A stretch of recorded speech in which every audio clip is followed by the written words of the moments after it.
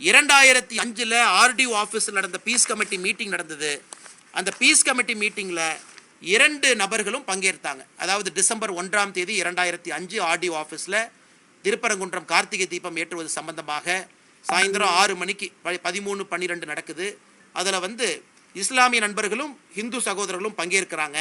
அதில் எங்களுக்கு தர்காலிருந்து 15 மீட்டர் தள்ளி நீங்கள் தீபத்தை ஏற்றிக்கொள்ளலாம் என்று இஸ்லாமிய நண்பர்கள் கையெழுத்து போட்ட டாக்குமெண்ட் இதில் இருக்கு. மிக தெளிவாக கையெழுத்து போட்டு கொடுத்துருக்கிறாங்க. 2005 தர்காலிருந்து 15 மீட்டர் தள்ளி நீங்கள் ஏற்றிக்கலாம், எங்களுக்கு எந்த பிரச்சனையும் இல்லை. ஸோ பிரச்சனை இஸ்லாமியர்களுக்கு இல்லை, பிரச்சனை தர்காக்காரங்களுக்கு இல்லை. இன்னைக்கு 2005 இதை கோர்ட்டில் என்ன சொல்கிறாங்கன்னா, இன்னைக்கு இல்லை இதை ஃபோர்ஸ் பண்ணி கையெழுத்து போட சொன்னாங்க, அதனால் நாங்கள் ஃபோர்ஸ் பண்ணி ஆர்டிஓ ஆஃபீஸில் கையெழுத்து போட்டோம்.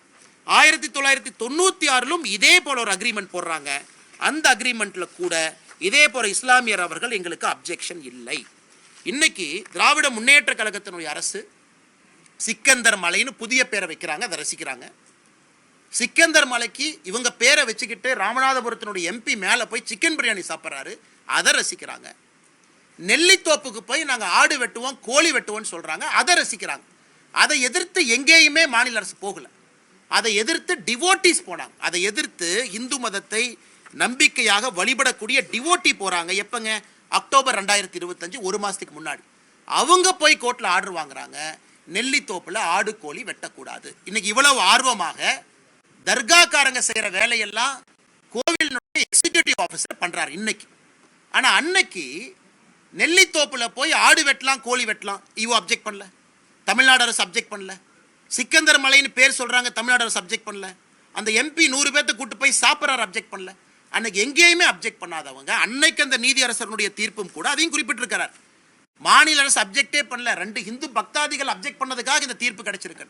அப்படி இருக்கும் பொழுது ஒருதலை பட்சமாக தமிழகத்தில் இந்து மதத்தை நம்பக்கூடிய பக்தர்களுக்கு எதிராக மிக முக்கியமாக அப்பீஸ்மெண்ட் பாலிடிக்ஸ்னுடைய உச்சபட்சமான ஒரு அரசியலை திராவிட முன்னேற்ற கழகத்தினுடைய அரசு செய்கிறாங்க. என் கையில் இருக்கக்கூடிய லிஸ்ட் பார்த்தீங்கன்னா, தமிழகத்தில் எங்கேயெல்லாம் இந்து கோவிலை இடிச்சாங்க, திராவிட முன்னேற்ற கழகம் ஆட்சிக்கு வந்த பிறகு இந்து கோயிலை இடிச்சது. இதில் நிறையா கோவை மாநகர் முத்தானம்மன் கோயிலிருந்து, வேத விநாயகர் டெம்பிள் மின்ட் ரோடு சென்னையிலிருந்து, சூலூர் வாசுதேவர் டெம்பிளிலிருந்து, தஞ்சாவூர் குபேர விநாயகர் டெம்பிளிலிருந்து, கீழவாசல் பகுதி ஆதிமாரியம்மன் கோவிலிருந்து, அரியலூர் மாவட்டம் சனீஸ்வரன் பகவான் கோயில் மேட்டுப்பாளையம், திருவள்ளூர், பெரம்பூர், அது இருக்குதுங்க, லிஸ்ட் இருக்கு. 161 தாண்டிட்டாங்க. அதில் சில ரெக்கார்டை பார்த்தீங்கன்னா கோர்ட்டு சொன்னாங்க இடித்தோம்.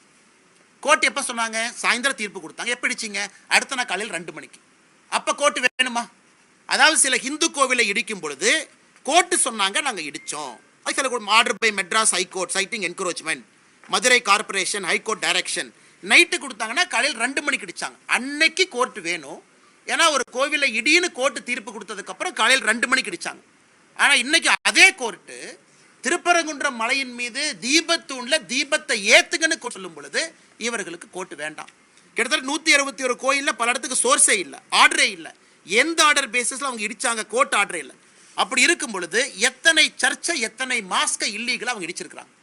திராவிட முன்னேற்ற கழகம் ஆட்சிக்கு வந்த பிறகு 2021 மே 6 தேதியிலிருந்து தமிழகத்தில் இல்லீகலாக இருக்கக்கூடிய ஒரு சர்ச் என்க்ரோச்மெண்ட், மக்களுடைய பயன்படுத்தக்கூடிய அல்ல புறம்போக்கு நிலம்னு பல கொடுத்துருக்குறாங்க. ஒன்று இடிச்சாங்களா? கிடையாது.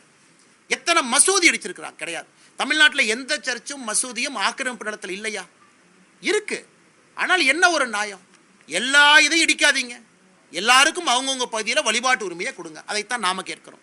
அல்லது ஒருதலை பட்சமாக 161 கோயிலுக்கு மேலே இடிச்சிட்டு இன்னைக்கு உயர்நீதிமன்றம் ஒரு தீர்ப்பு கொடுத்த பிறகு அதை பின்பற்ற மாட்டோம் என்று சொல்லி மிகப்பெரிய சட்ட பிரச்சனை உருவாக்கி இன்னைக்கு பார்லிமெண்ட்ல போய் பேசுறாங்க. பார்லிமெண்ட்ல பேச வேண்டிய நிலைமை என்னங்க?